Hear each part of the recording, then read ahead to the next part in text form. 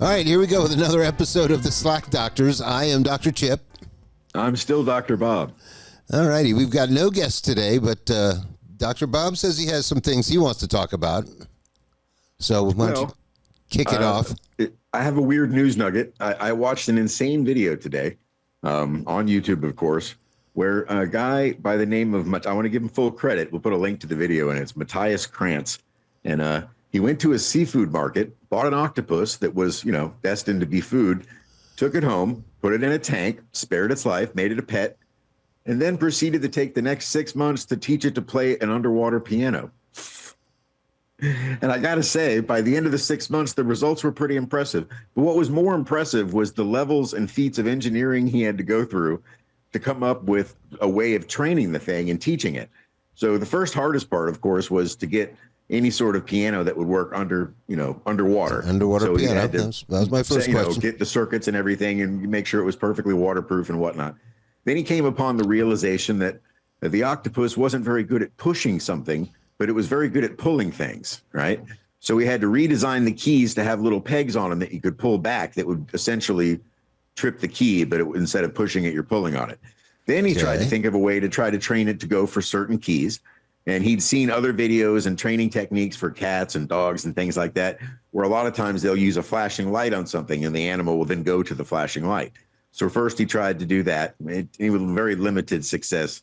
What he eventually hit upon was an ingenious method of inserting a tube in the tank that has a crab in it, because the crab seems to be the octopus's favorite thing. It gets it really jacked up when it sees a crab.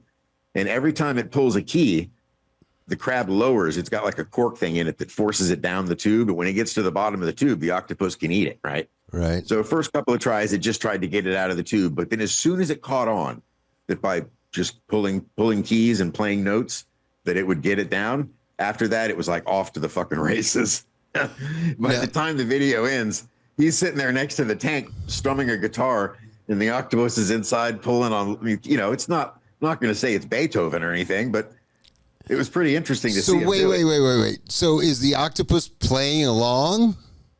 No, the octopus is just manipulating the levers to get the food, and it just so happens that every now and again, through proper editing, it hasn't learned how to improvise or anything. No, the octopus has no ears.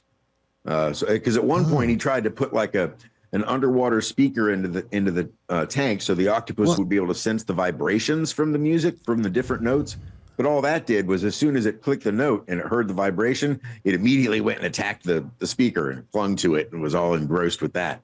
So that method didn't work. So no, at no point did it ever really play. Octopus don't have ears, music, so to speak. Octopus don't hear anything? No. They can sense vibrations, which I guess if you want to be pedantic, is what hearing is anyway. But no, they don't really have ears. Interesting. I mean, no fish have ears. I don't think. Okay, you may be right. Fish. I was thinking, because dolphin, they have ears, but that's a mammal. Yeah, for sure. But they also have a different gland even to receive those sonar bounces. But they have hearing. Yeah, I think you're right. I don't think any fish have ears. And whales can hear. And even if fish have ears, I'm pretty sure that cephalopods do not have ears. No, I guess not. I never even thought of that. Interesting. Okay. Yeah, it was a bizarre video. It was highly entertaining. I'm looking forward to seeing it. It was just interesting to see this guy's approach to the problem solving of, here, teach an octopus to play an underwater piano. I was impressed with his chain of logic and his attempts, and eventually hit upon, I would imagine, about as much success as you could get trying to do something like that. Interesting. Yeah. Any other kind of news? Another video again. Now this, I don't know how recent the octopus thing was, but this was something I came across on a YouTube deep dive, and I found it pretty interesting too. And it has to do with it was the 2024 Paris Summer Olympics. And apparently there were a lot of pickpocketing going on at these sort of events, which happens, I guess, in Madrid and a lot of these big cities in Europe. It's not typically the native Europeans doing the pickpocketing, although sometimes it is. But regardless, it occurs there. And it got to the point where Americans that were getting pickpocketed were, reacting like Americans and just beating the ever-loving shit out of these people, taking them down to the ground, getting their shit back, hold them till cops came, the whole 9 yards, which from the articles and videos that I watch, is not the typical European response, which is more to, report it to the police and hope for the best and yada, yada, yada. Now, I'm sure that cannot be like true for all of Europe. I have a feeling if you tried to pickpocket some guy in northern Scotland, you'd probably get glassed with a pint or something along those lines. Germany. Yeah, but it was still interesting. And it got to the point where the French police even issued a notice to American tourists, like on whatever, on the radio or the news, asking them to please not try to take matters into their own hands and to just report it to the authorities. And so I was thinking about what would be the main differences between Europeans and Americans, and I've come up with a couple of ideas. One being that Europeans view pickpocketing it's almost like begging, like in a sense they kind of accept that it's there. It's been there for a very long time. Right. It's never a thing that really caught on in America, and I think one of the reasons it's not as prevalent in America is because so many people are armed, and there's so many better illegal ways to make money than trying to put your hands in strangers' back pockets in public, because you never know what you're going to get. Hell, you can just sell drugs or scam people on the internet or, whatever. There's got to be an easier way. Shoplifting, whatever your gig is, it's less dangerous than that. Well, but the other thing I think is the biggest reason is that the whole concept of personal space is very different for most Europeans than it is for Americans. True. People in Europe stand very close to each other when they're greeted, when they're talking. The old kissing on both cheeks kind of thing. Granted, that's a little old-fashioned, but still, there used to be crowded. In Eastern Europe, it's pretty prevalent. Yeah. Whereas Americans kind of want a good 3 feet at least around you. If you're standing in line and a guy is right up on your shoulder, you look back and like, hey, man, we're all going to get there at one point. Right. So I think Europeans are more accepting of having somebody just happen to be right up on you like that in a line or in a crowd. I mean, the only time Americans really accept shit like that is at a concert or, some sort of mass event where everybody is just jammed into a small area and it is what it is. Parade but in a situation like that, most Americans are smart enough to put their fucking wallet in their pocket or their sock or something. You don't it's leave funny. Your shit hanging out of your back pocket in a crowded environment like that. It's funny you mentioned the pickpocket thing, because I just saw some clips on Facebook or YouTube or somewhere, probably Facebook, of people that were chasing down the pickpockets and spraying them with spray paint. I saw that too. Yeah. Yeah, like right in the face. Like, you've got a pickpocket. So then, what are they going to do? Call the cops? You know? I think the best thing you could do if you caught somebody trying to pickpocket, assuming you could, do this not in front of a cop, but just grab their hands casino style and just snap their fingers. Yeah. On their whatever their predominant, whatever hand you've caught going into your pocket, you grab that wrist, turn around, grab a finger, and just snap it. Have you ever been? They're not going to be using that hand to pickpocket for a while. You ever had anything pickpocketed off you? No, I never have. No, me neither. Now I did have. You ever snapped anybody's finger like a chicken bone? Yeah, no, never have. I have. I thought about it. Oh, that's right, you have. I have. I did it one time. I got to say, it was a core memory that'll stick with me forever. There you go. I was going to say, the sound of it and the feel of it was extremely satisfying. Right. I came close once. I wore the leather jacket you have. You have the leather jacket this story is about. Yeah. Nice. I took it to a gig one night, and it wasn't an especially cold or night or whatever, so I didn't really need the jacket. It was kind of cool, and I had the top off the Jeep, so I wore the jacket. So I did I took the jacket off, threw it next to the stage, did a set. Then I took a break, came back from the break, and the jacket was gone. I was like, son of a, played the second set, and this is down on Himmershey. This was at Fat Cats, as a matter of fact, down on Himmershey. And it was back in the day when they used to have to block off the street. It was so busy. It was so crazy. It was crazy busy down there. So after the second set, I take off outside down the street, and I'm telling cops, every cop I can see, and there's cops all over the place. I'm like, man, somebody just stole my jacket. Somebody just stole my jacket, black, brown, black jacket. And then finally, I find a guy with the jacket on. I see him with the jacket on, but before I go and say anything to him, there's a cop standing right there. So I go to the cop. I go, hey, did you hear about the stolen jacket on the radio or anything? He's like, no, what are you talking about? I'm like, dude, some guy stole my jacket, and that's the guy right there. And that's my jacket. He goes, oh, really? Let's go see. And I walk up to the guy, and my jacket had a distinctive, It was almost like the Seinfeld jacket. It had a weird lining. Like if you, it was like a plaid lining or something. You know the lining. Yeah, yeah. So I walked up to the guy and I just pulled it open and looked at it. I was like, dude, where'd you get this jacket? And before I could, he just started peeling it off, going, oh, my friend gave it to me to hold for him, he was so guilty. And I just took the jacket and I just fucking turned around. I was seeing red. I said, the cop's standing right there, so I don't think I can do anything, right? I just take the fucking jacket, I turn around, I just storm off. And then I'm like, okay, wait a minute, I got to at least go back and thank the cop for, taking, stand there, whatever. So I go back and I go, hey man, thanks for backing me up there on the, thing. He goes, dude, why didn't you blast him? If I didn't know I had a green light, you'd have said that before. I would have decked the guy. It's like, right. So speaking of performing an action in front of a cop that you ought not to. Well, if I'd known, he would have looked the other way. On Clematis Street. I don't want to say the name of it because I don't want to end up giving the name of the person away that did this. However, the head bartender was there one night, and this guy comes in the bar, and he's being a real dick, hitting on other people's women and trying to poke fights. And this kid was, he was maybe 5'2", 5'3", not a big guy, Right. The manager at the time, or the bar manager, was over 6 feet tall. I think you know who I'm talking about at this point. Roxy's was the bar. But we won't mention the name of the very, very tall manager. Anyway, he comes out behind the bar and tells this guy to lay off or whatever. And the guy hops up, has to leap up to slap him. Big mistake. Big mistake. He drags this guy outside. Now, out in front of the bar were these two little palm trees that had somehow grown so close together that they basically just formed a V, right? He took this guy and smashed his face into the smallest part of the V. Was trying to push his face through the trees.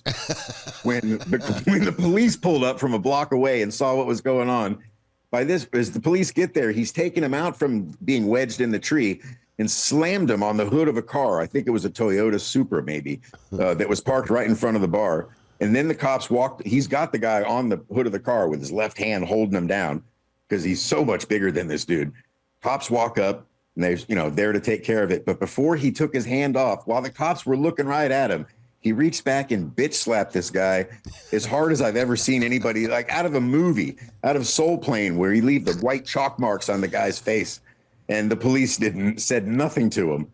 No problem. Just carted that dude away. There is a random video of the best bitch slap ever videoed on the planet, where it's basically there's like a fight in like a bodega or a diner or something like that, and then it shows this guy. He literally looks at this guy. He looks at the back of his hand, and he literally takes like 3 or 4 steps and just whack, lays the guy out, like just knocks him out with a backhand slap. It was just like it's a great video. I have to get it and just post it somewhere. I'll never forget when he was during the portion of the face smashing through the tree. I was like, hey, I said, man, you don't want to do this. And he said, yes, I do. He very much wanted to and did. Stookie? Successfully. Is that who you're talking about? Huh? Stookie or whatever? Is that who we're talking about? No. Okay. I don't know. He was never, no. I don't know. That's not him. I'll give you the initials, but just don't say the name. KB. You'll have to tell me later. I'm not. Yeah. I don't know. Anyway, so I wanted to talk about the thing I called you about last night. Dude, Erica Kirk. I mean, I have a thing about authenticity, and I'm just not getting it from her at all. I'm not getting any authenticity vibe whatsoever from that chick. What's that? Is that why you made the post with Tammy Faye Baker on one side and her on the other? I literally wrote that on my paper and then saw that post. I was like, dude, this chick is the new Tammy Faye. And dude, the reason I called you last night is she does the same thing with but she's got, and it's a right hand, so it's not a wedding ring on there. She's got 3 of the biggest, gaudiest pimp rings I've ever seen in my life on those fingers. One of them's a G, one of them's a D, and then one of them, the last one, I don't know what it is. It looks like a shield or something like that. I can't even really tell. But I'm like thinking to myself, like, what kind of Illuminati shit? Because, I mean, literally, she's dabbing her eyes so much, it's like she's flashing these rings like a signal. or something. It's so weird, man. And you remember the night, or the day, night, whatever I called you when she was doing that, oh, I forgive the shooter kind of thing. And I was like, dude, it just all looks so fake, man. And I mean, I'll apologize to her face if it's actually heartfelt and all, but man, it just seems so inauthentic, man. I don't know. Oh, and then the other thing I thought was pretty funny. She forgives the guy that shot her husband, but she won't forgive Jimmy Kimmel. like what? Wow. He didn't even say anything about Charlie. He didn't even say anything. And what he said is not even technically wrong. He was trying to say that Tyler Robinson's MAGA, which I don't know if he's MAGA, but he's a white, right-wing Republican. I mean, I'm pretty sure he's a registered Republican. I mean, he's not. What did Kimmel say that was that bad that you can't forgive him? I don't get it, man. It's just so... I don't even know what he said, but I would venture to say that nothing you could say would be more unforgivable than assassinating your husband. So, yeah, I don't get it either. You didn't see what Kimmel said? No. Dude, the whole thing is he made it like a kind of a offhand kind of shitty joke about, that they're trying to say that Tyler Robinson isn't MAGA. That was it. That's what he said. Big deal. I mean, they're freaking the fuck out over that. It just doesn't make any sense. I don't know. I mean, which he implied that the guy's MAGA, which we don't know. Maybe he is. Who knows who the hell he voted for? Technically, they're both talking about potentially a completely different person because he's talking about Tyler Robinson, and she said she forgave the person who shot her husband. Yeah, well, which may or may not have been Tyler Robinson. That brings me back to the first thing on my list, Lance Twigg. The guy's gone. Nobody knows where he is. Who? That's the roommate. Oh, the trans roommate. He's gone. Nobody knows where he is. I think he was either a CIA or Mossad fucking, handler. Or possibly even the shooter. But he's gone. I mean, nobody knows where he is. So I haven't even thought to do any kind of online searches for that person. So I wasn't aware that he's missing. I didn't know. Yeah, he's missing. Nobody knows where he is. He's gone. Well, I mean, wouldn't you, if you were him, I'd disappear too. I mean, if I had the financial means to, nobody was watching this guy. Who would want to stick around for the shit show that's going to follow?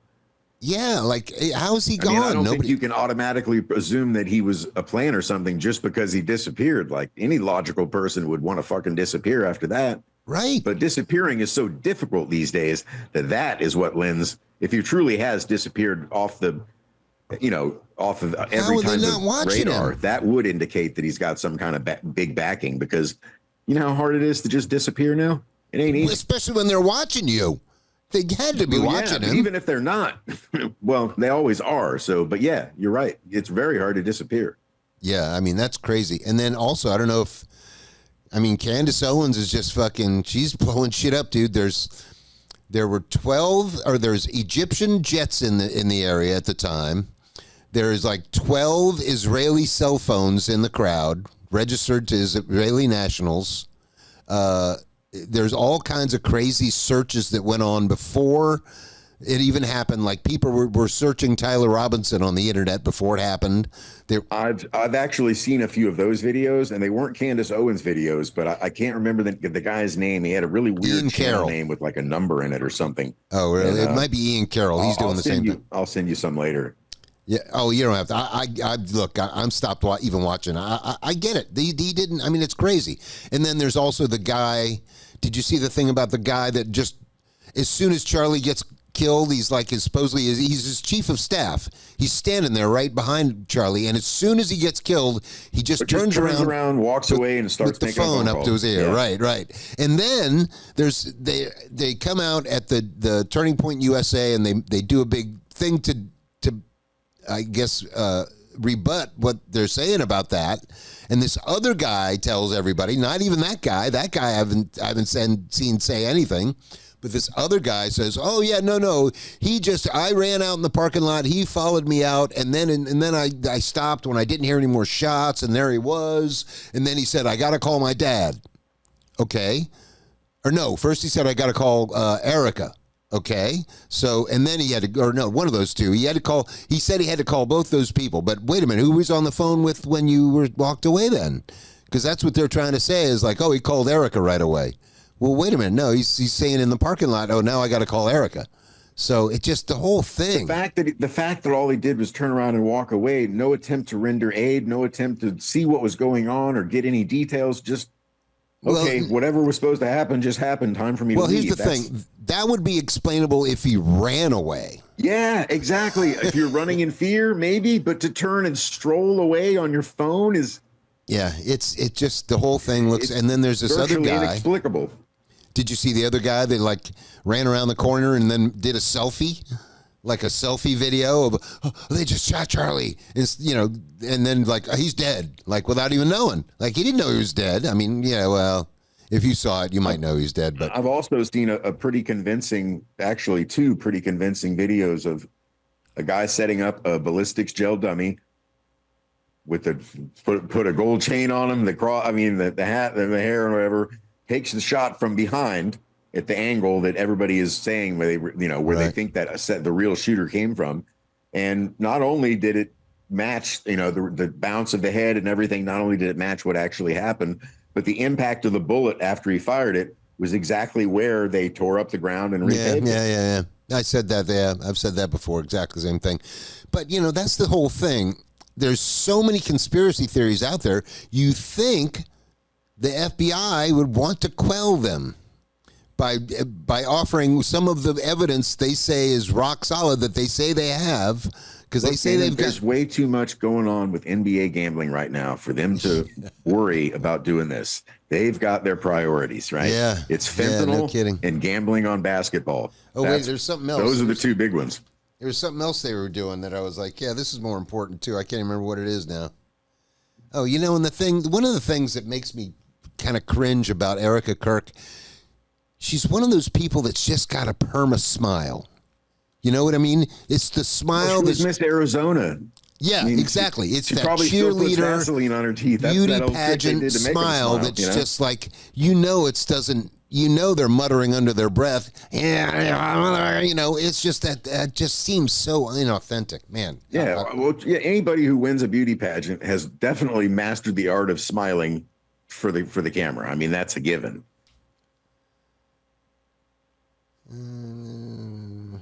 And you can almost always tell when somebody does that because the smile on their mouth doesn't match the smile in their eyes. Yeah.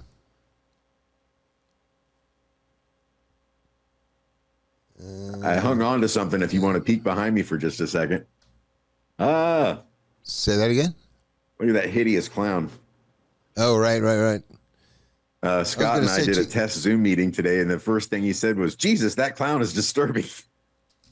Yeah, so I guess you can't. Well, did you even want to try and return it, or? No, I kind of like it as a decoration. There you go. I mean, it was dirt cheap, so. Well, I guess I thought there was one other thing that was like, yeah, they're worried about the NBA, but they're not worried about this. But one of the things I wanted to talk about is, did you see the shit that Lindsey Graham is saying? No. He said his direct quote is, "We're cutting taxes and we're killing the right people." Who are we killing? Yeah, good question. Apparently, Charlie Kirk was Charlie Kirk one of the right people? Or internationally? Was Charlie Kirk one of the right people? That's what I'm wondering. I don't know, man. Do you know who Ian Carroll is? Yes, dude. That guy's the shit. That guy is very cool. I mean, he's like, if he ran for president, I would vote for him. If he ran for leader, he's got a hell of a mustache. Like a 70s porn star mustache, just outstanding. Yeah, absolutely. All right, so you saw the UPS thing. I thought about just recently when we did the Halloween episode, I realized just in the shower today, I thought, I could have shaved my mustache and kept everything else and just gone as either a Muslim or an Amish guy. Yeah, it's true. Because those are the only two people I've ever seen rock that look. Right. Anyway, I was going to talk about you saw that UPS plane that went down, right? No. Oh, you didn't see the UPS plane? We have entirely different algorithms. I never get any of this shit. That's like national news. Right in, I think Tennessee or Kentucky or somewhere. UPS plane trying to take off just fucking burst into flames, crashed. I think they killed about like 9 people. All the crew, obviously, and a bunch of people on the ground. But have they determined the cause? What's that? Have they determined a cause yet? Well, I don't know. No, I'm not sure. But one of the things I wanted to talk about is the fact that before anything, people are already on Facebook or online or whatever, blaming air traffic controller and the government being shut down and this and that and all that created it. And then next thing you know, I see a video of the thing, and the plane was on fire before it got off the ground. I was just going to say, yeah, if it's taking off and hasn't left the runway, it wasn't hit or hit another plane. That's not air traffic control's fault. It's impossible. Exactly. It had nothing. No, being a UPS plane, that means it's full of cargo. There's all kinds of manners of things. I mean, the amount of items that contain lithium batteries. No, it was looked like one of the engines had caught fire or something. Oh, okay. Not like anything in the cargo or bay or anything. Gotcha. Like either an engine or on the wing or something. Now, if in fact UPS relies on the government to maintain those planes, possibly there could have been a cutback that maybe caused something. But I don't know what it is. But yeah. I mean, I just think it's a symptom of our whole grid and all the planes that we fly around on. I don't know if you look on a plane last time you're on it, but they don't look new.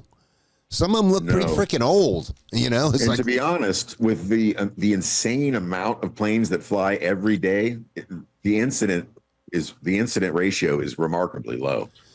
Well, I mean, jet engines aren't really that complicated. I mean, if you do the right maintenance, they should last a long time. But metal fatigue is a thing. Oh, yeah, yeah, absolutely. But, I mean, as long as you, keep replacing the important metal parts, some of them, like the seats and shit like that look like crap, that doesn't really have anything to do with how the plane flies. That's the old ship of Theseus argument, Is it still the ship of Theseus once you've replaced every single item on it? Yeah, eventually. Yeah, but, the fact that people are just automatically blaming the government on that, it's just like, come on, man. Like, the government had nothing to do with that unless, like I say.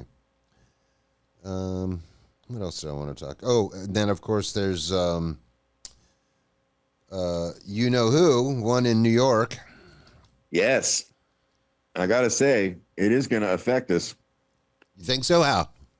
I think it's going to affect us because I think it's going to fuck up the housing market in Texas, Florida, North Carolina, South Carolina. I don't think so. When all these people that have money decide we're leaving and they want to move. Dude, all those people already have houses down here.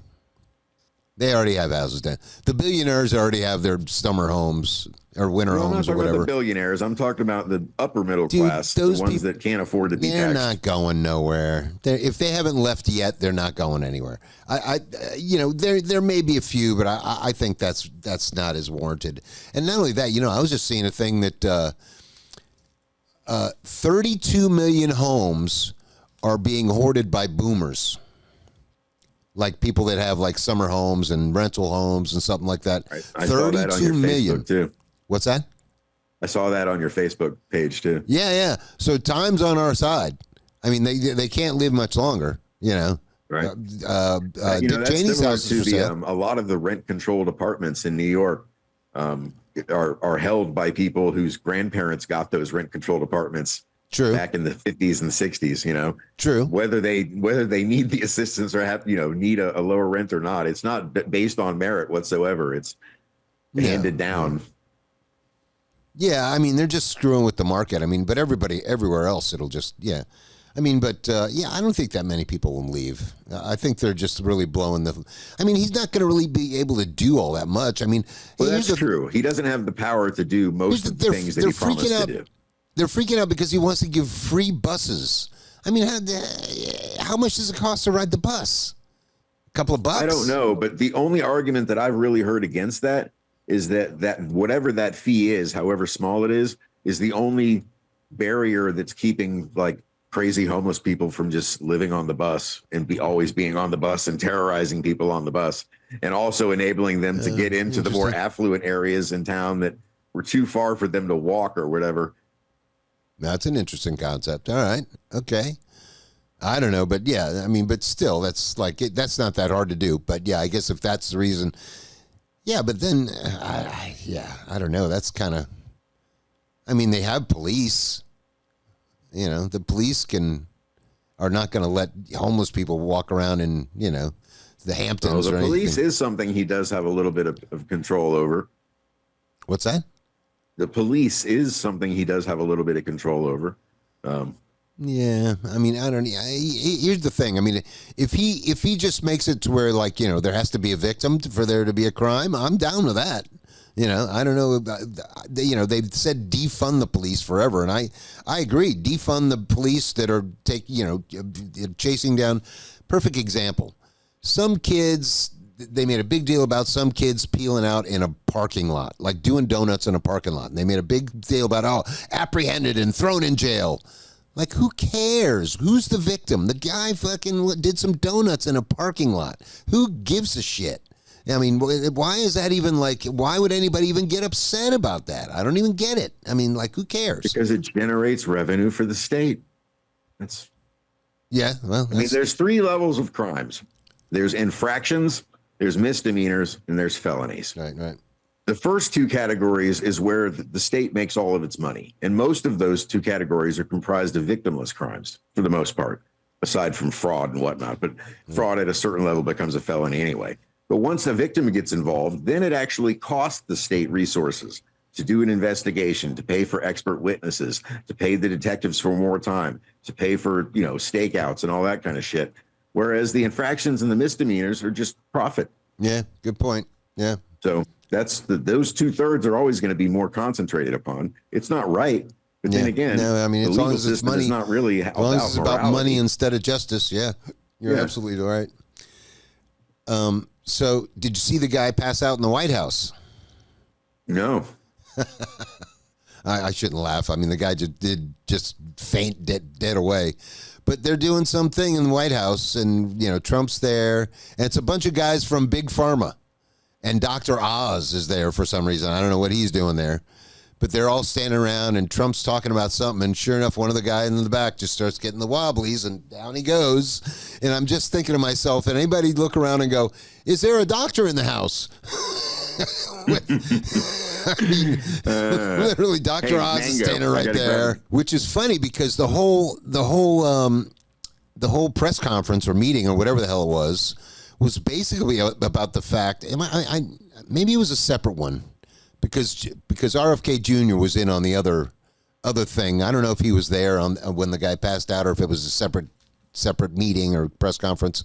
But a big deal now is they're saying to make everybody healthy, we have to make them less. We got to do something about obesity.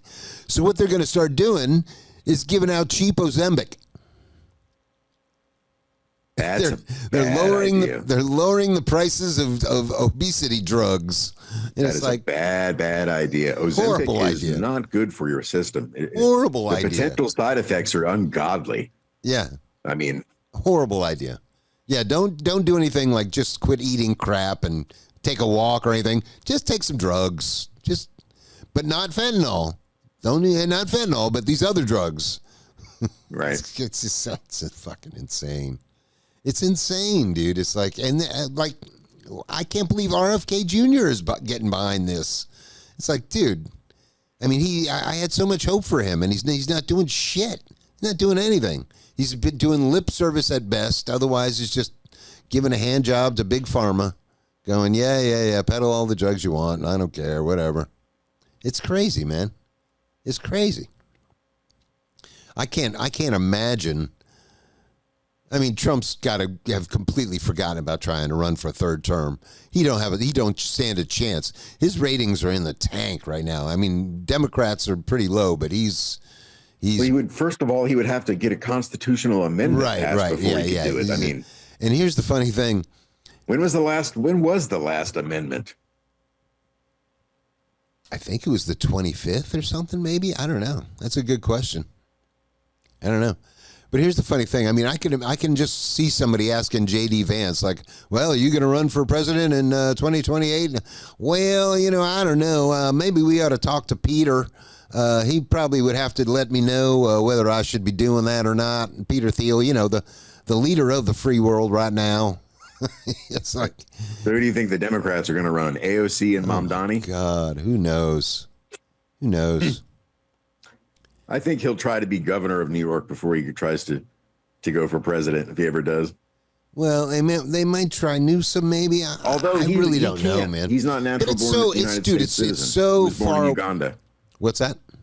Mamdani can never be president. He was born in Uganda. He's not. Or no, I'm sorry. He was born in Germany, but his parents happened to be. His father was Ugandan and his mother was Italian. But he was born in Germany. He can't be an American. He can't be president. But I was going to say, I mean, it's so long until 28. I mean, there could be an Obama type pop up, 6 months before the freaking election. Like, I mean, that's kind of what Obama did, didn't he? He wasn't more than like a year or two. Came out of nowhere. Yeah, for sure. Came out of nowhere.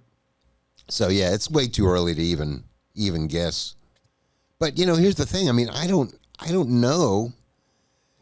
I think 2028 may be one of the ripest years for a third party candidate there may ever be. I mean, there's just so many people, especially young people, that are just done with this stuff. And as Mamdani, literally, you could run a retard and just have him say, I don't take money from AIPAC and I don't support Israel, and they're going to win. That's what Mamdani's basically shown us. I mean, that's how he won. All right, so you remember Trump's, when he got shot in the ear, and at that moment, everybody goes, oh, yeah, okay, he won. He's going to win. That was the moment. Mamdani's moment on that was during the debate when all the other guys are like, oh, yeah, we're going to Israel. We're going to Israel. We're going to like, no, I'm staying here. I'm going to work for these people that are electing me. That's when he won. That's the moment he won that election.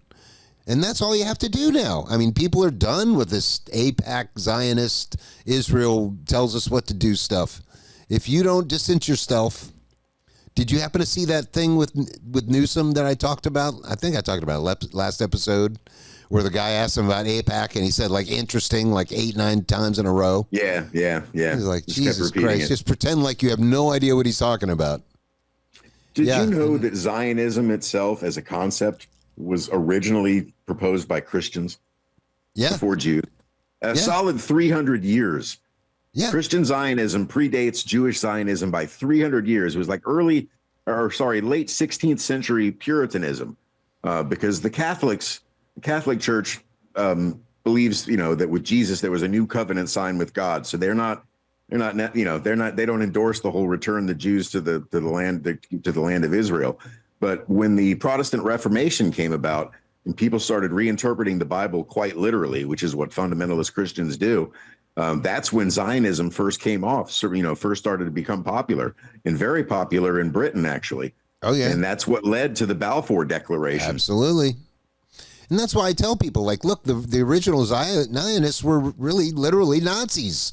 A lot of the German Zionists, Christian Zionists, were like, we don't want to really kill them all, at least at first. Let's just ship them all out of the country. And then after that didn't work, they're like, well, I guess we're going to have to just get rid of them, And a great deal of it is done out of religious zealotry, which still exists, even though it's 2025. But these people want to bring about the Judgment Day, and they believe that Jesus will not return until the Jews are returned to Israel. We're still dealing with Iron Age beliefs. They're still coloring our daily. As secular as we'd like to think we are, we're not. Well, it's so funny. Somebody made the comment that you had touched on, and like, oh, now they're going to, implement a Sharia law in New York, and I'm like, now you want separation of religion and state, when it was Christian shit, you're all for it, which, I mean, that's the one thing I have with, I love Candace, I love Tucker, but sometimes they go on that God thing and it's like, all right, listen, again, religion's, it's great. It's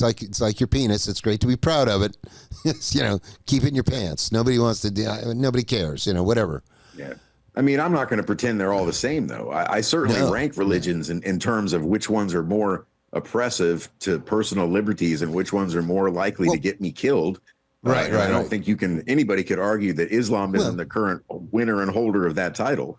I mean, that's a religion founded by an admitted and self-professed warlord. Look at all the Muslims. Christianity's Jesus, aside from that, what he did at the temples and the moneylenders, never really whipped anybody's ass, Well, yeah, but look at all the Christians that have been killing Muslims for the past couple of decades in Iraq and. I'm not saying the followers didn't do evil things, but I'm just saying the actual person that it's based upon at least wasn't doing it. Whereas Muhammad was, quite praised for being a warlord. Oh, really? Well, wasn't like David a warlord too? King David?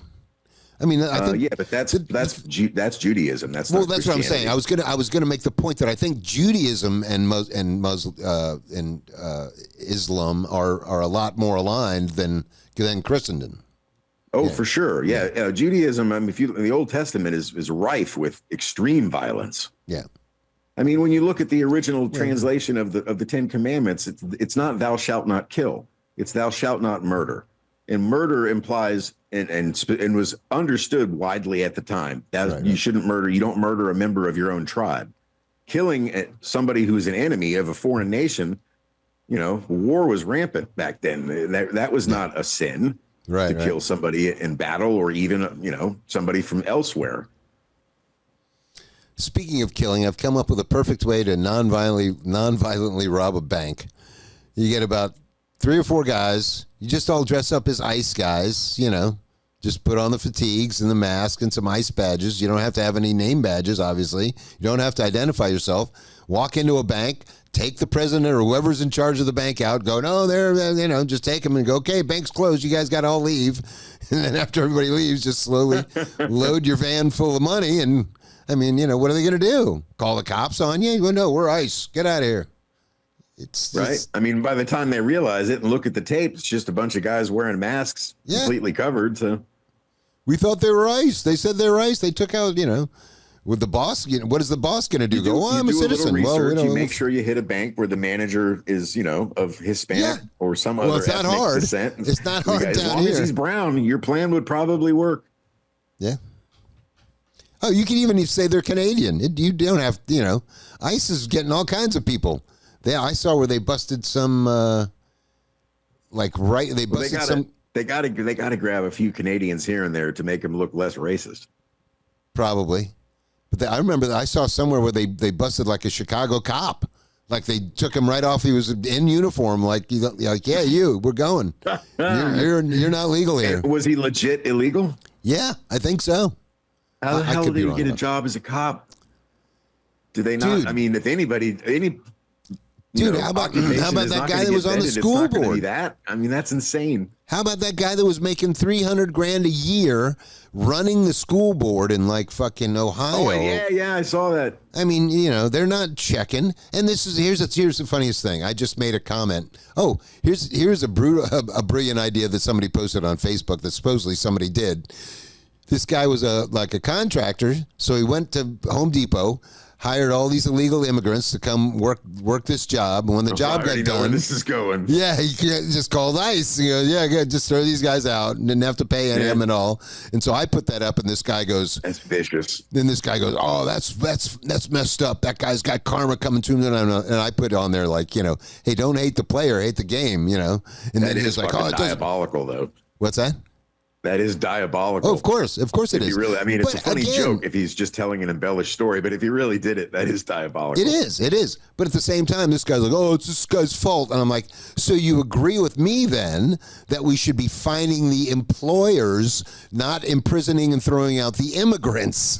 It's like, if you want to make this a non-issue, start, if you don't want immigrants taking your job, then maybe we should make a law.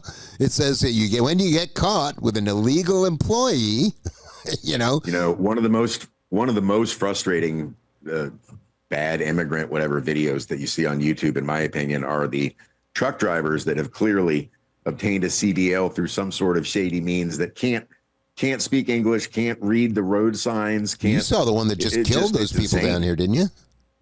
Pardon? There's one that just killed a bunch of people down here, like a couple of... Yeah. But I mean, I've seen a lot of other just videos of property damage being done, just, because they can't read the signs. Yeah. Yeah, I mean, you should be... Yeah, how do you get a driver's license if you don't speak English? My brother-in-law Jamie, ex-brother-in-law, just sent me a video the other day in group chat, and it was some Asian guy. This cop pulls up to him because he's in a semi, and he's parked right next to a sign that says no parking, like on the side of the road. And when he taps on the door, the guy rolls the window down. He's completely naked, just sitting on the side of the road in his truck, completely naked. Takes like 5 minutes or more for the cop to explain to put your pants on because he can barely speak any English. And then Like you would have he to say walks that. over to the cops, like showing him, giving him basically like an English test with his laptop, pointing to pictures of street signs and saying, read this, read that. He was incapable of doing anything. But the most amazing part about the video was his utter nonchalant attitude. Fearless. He was laughing and smiling, and he showed no fear. He's not a citizen. He don't care. Than that guy was, and I'm completely legal, you know. And what the are they reason going to do? Jamie Send sent him it to back me to is China? because he said the guy looked like me, and I will admit there was a slight resemblance, but my eyes looked like that for a completely different reason, and he had glasses too. So, but I could see it. Eyes look like that. Oh yeah. What are they going to do? Send him back? He doesn't care. He probably thinks it's hilarious. They asked him what the name of the company he works for, and he said California. He works for California. Oh, and speaking of the 32, I said million. It's 32 trillion, I think, in property. It's 32 million homes. That's what it is. It's not amount. That's how many homes. Okay. But speaking of that, I went and got my hair cut the other day I go to this woman's house, and her next door neighbor the house next door to her is for sale. Apparently, it was an old lady that died, and her kids are trying to sell the place. Apparently, the lady used to be a hoarder, so I can't imagine what the inside looks like because I don't think they've really done anything to it, like to rehab it or anything like that. Now, it is a big house on a big plot of land in a pretty good spot right off a high ridge, but they're asking $1.2 million. Yeah, we both, she told me that, and we both laughed. She lives right next door. She's like, you're not going to get that much. Not only that, you can't even, like, the house is old. It's like an old wood house, which I guess it didn't look like it's in that bad a shape. It could probably be rehabbed, but you can't tear it down because if you do, you can't build anything there because of some endangered turtle that lives in the backyard. And they're asking a little bit much, I'd say. Yeah, I'd say so. I was going to say, I told her, I said, hey, listen, I'm very interested. Let me know when it gets down to the 0.2. then I'll come in and swoop it up. But otherwise, 1.2 million, I don't think they're going to get that. That's not going to happen. Anyway, yeah, it's crazy. I should get my buddy John. There's a bass player of mine, John Angeloni. He just got his real estate license, and I mean, not good timing, man. I want to get him on the show just to see what he's doing. Like I send him videos all the time trying to help him out, but yeah, I mean, AI is going to take their job soon. It's funny. I was thinking about this the other day. Just in the same way that, like, automation and stuff like that basically did away with a lot of the blue collar jobs and unions and stuff like that, and got rid of Detroit. Basically, that's why it's AI is going to do the same thing to all the white collar jobs. Indeed. I mean, we're going to have to. All the people that were, all for years we were told, learn to code, or be an accountant, or whatever. Yeah, I mean, all those jobs are going bye. So we're going to have to. You better be a plumber or an electrician or a finishing carpenter or something. Yeah, but I mean, at some level, I think they might even be able to automate some of those jobs eventually. But still, either way, they're going to have to start doing some kind of either basic universal income or free stuff, because there's just not enough. They're not going to be enough jobs, and I mean, there's certainly too many people for everybody to run their own business. Unless there won't be any consumers because there won't be anybody with money to buy anything. You still would be a consumer, but it's just and the whole concept that the country ran on for basically as long as I've been alive and probably years before that is that you go to school, you go to college. You get a job out of college working for somebody else, not doing your own thing, working as an employee for somebody else, and then, working your whole life and then retiring. That model is out the window. That's gone. I mean, I don't even know if college is going to survive. What's the point of college? Unless you're doing... Not only that, but so many people that are going to college now are not... I mean, you think they weren't learning anything before. Now they're using AI to write their papers and take their tests, so they're not even... for a job that's not going to be amount there. of people that are getting fraudulent degrees is just going up in droves. For a job that's not going to be there. Not to mention all the types of degrees that are offered now, many of which have no future. I mean, we used to joke about, philosophy and underwater basket weaving and stuff like that. But now there's all these gender studies and all kinds of insane things that are not going to qualify you to do anything in the real world. I know, dude. I've and it's funny too. And even if they do, it's such a small percentage of positions that, they got them filled. and you can always tell the crazier the major by like the color of the hair and the amount of piercings. Right. It's always the pink hair. Once you get the nose ring, that's then, it. I'm studying heritage of the indigenous people of Zumbawaba like great. Right? That's going to be very lucrative when you get out of college. I don't know, but yeah, I mean even regular stuff, man. The AI is just going to start doing it all.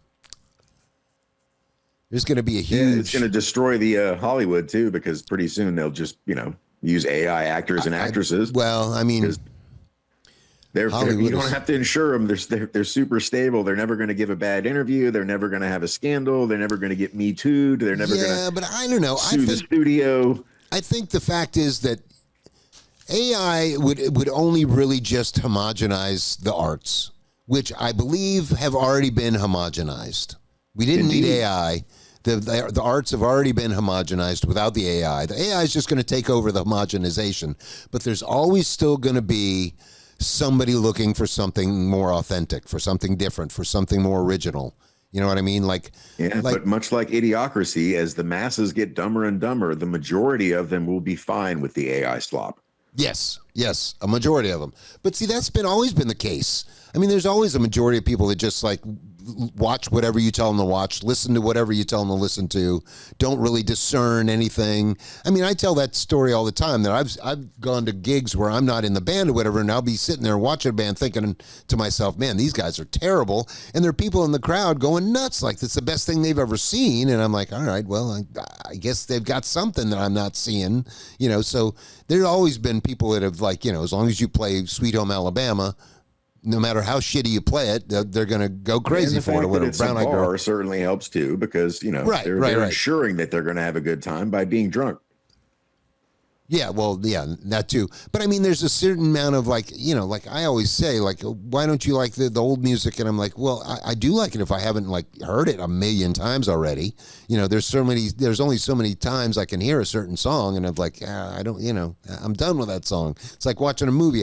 I can only watch Unforgiven so many times, and I know every damn, line of the movie. It's insane that you brought that up, because yesterday I literally watched 3 different reaction videos of watching other people see Unforgiven for the first time, because I like the movie so much that I was really? Yeah, I'd like to see what these 2 people think of that. Maybe that's insane. But do you have to watch the whole movie, or does it just have certain spots? No, it's little snippets. They edit in the best spots.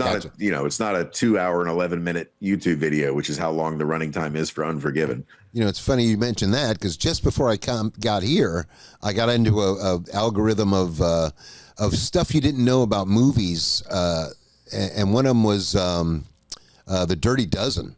Apparently, The Dirty Dozen was a fucking rough movie to make. And what's his name? Jim Brown, that was his first and last movie. He was like, that's it. I'm not making any more movies. It cost him his football career. And apparently, they almost killed people on the set. Apparently, the last scene where they blew up the house was way bigger than it was supposed to be, and all kinds of people got injured. And oh man. But yeah, you ever seen the John Wayne Western, The Shootist? Yes. That's the same, based on the same book that Unforgiven is based on. It's basically the same story. It's just a slightly adapted screenplay to it. All right, well, here's a little tidbit about The Dirty Dozen you might not have known, but the Lee Marvin character? That was supposed to be John Wayne. Oh, wow. He turned it down. Lee Marvin is a much better choice. Well, a lot of people turned it down. John Wayne turned it down. Steve McQueen turned it. Or no, wait a minute. Was it that one? I might be conflating that with because the next one I watched after that was about Rambo. What's the first Rambo? First Blood. First Blood. Yeah. And the guy that plays the Colonel, he was supposed to be Kirk Douglas. And That would I could see that. yeah, he was supposed to be Kirk Douglas, and he turned it down at the last minute. And did you know that in the movie, I guess there's a book of First Blood or whatever, but in the book or in the original script or whatever, Rambo is much worse guy. Yes, they made Sylvester Stallone a much nicer guy. And not only that, in the end of the book or the original script, Rambo dies. Yeah, there is no Rambo because that's it. Right. First Blood, and he's dead. That's it. But yeah, they ended up changing it. You know, before Unforgiven was picked up, the rights before it was had by Clint Eastwood, I think it was Francis Ford Coppola had the rights to it, and he was trying to get the movie made. And you'll never believe who he was trying to cast as if he had made the movie, which apparently the reason he didn't was because he couldn't come up with the financing for it. But the person he was going to have play William H. Money, you'll never guess who it was. John Malkovich. Oh, can you imagine wow. Unforgiven with John Malkovich as the lead character? Wow. Yeah, that would have been weird. I mean, so many movies are like that where there was, one person could have been switched out. And I like to imagine an alternate universe where all those movies are like that. Like The Princess Bride. The guy who played Vizzini, Wallace Shawn. Right. You know who was supposed to be originally was Danny DeVito was offered the role. That makes sense. I could see it. You know what I mean? Especially considering that the character Vizzini is supposed to be Sicilian and DeVito is Italian. So it almost would be a better fit. But now, having been such a classic, I can't imagine anybody else saying inconceivable. I just can't. I don't think DeVito, it wouldn't be the same. Maybe if he did it like Frank Reynolds from Always Sunny, maybe, but. Yeah. There's all kinds of stuff like that. Like so-and-so was supposed to be in this role and then it ended last minute, ended up being the iconically ends. Oh, you know how Harrison Ford got the job for Star Wars? Wasn't he an extra or in the union or something? He was a carpenter. He was literally hanging a door at the agent's office. He was like working at the agent's office. They're like, "Hey, you want to read for this?" That's insane. I know, it's crazy. Apparently, Gene Hackman had to be convinced to take the role of Little Bill because he felt that he had done too many violent roles and didn't want to do it. I think I heard that. Yeah. Clint Eastwood finally talked him into it. I think Gene Hackman is one of the ones that was going to possibly be. Who was I talking about before? Dirty Dozen. Yeah. I think Gene Hackman was going to maybe be the Lee Marvin character. And dude, apparently that film almost got an X rating. They had to take a bunch of the violence out of it. It was a pretty violent film as it was. I mean, obviously the scene with the officers and the ladies in the basement, and they're dropping grenades in there and burning them all up alive and stuff. But apparently it was even more violent than it ended up being. Back to the Future was originally going to star Eric Stoltz instead of Michael J. Fox as Marty McFly. Okay, I could see that. And he probably had to do that Cher movie instead. It was not that long after he had done Mask. I'm not so sure how the public would have reacted to such a I bet you that's what he had to do instead. Tone and theme for a movie. Right. Yeah, that's usually what it is. I mean, they want all kinds of different people, and then if it's scheduling, it's like, even Quentin Tarantino, he's had a lot of that he's had man, I really wanted this guy, but I couldn't get him. I had to go with whatever. Yeah, that's a lot of interesting stuff. He has basically stated that if he had not found Christoph Waltz, he couldn't have never made Inglourious Bastards. He's like, he had everybody he needed to do the movie, but he could not find an actor that was fluent in German, English, and French, right? And maybe even Italian. But this guy out of nowhere walks in, and as soon as he met him and talked to him, he's like, "Yep, I can make a movie now." I was going to say, it can't. Truthfully, it's not that hard to find somebody like that in Europe. Here it is. But in Europe, there's all kinds of actors that speak all that shit. And I mean, if you live in Europe, you almost got to speak all that shit, Yeah, that guy is an amazing actor, though, and he really does make that movie. And he was great in Django Unchained as well. Yeah. Ooh, that's a bingo. Yeah. Well, I think I'm out. Yeah, I'm out too. We're about out of time too, so we'll call it for this one and give us a ring at 904-549-9024. Anybody been calling it? Like, comment, subscribe, and share. Do all those things and hit all those buttons. Yep, there we go. And we have a guest for the next episode. A very esteemed we'll be bringing guest. our animator on for our next episode. Yeah. Mr. That should Scott be fun. Allen. It's going to be a great time. I finally get to see what this guy looks like. Yeah. All right, we'll see you next week. Thanks, guys.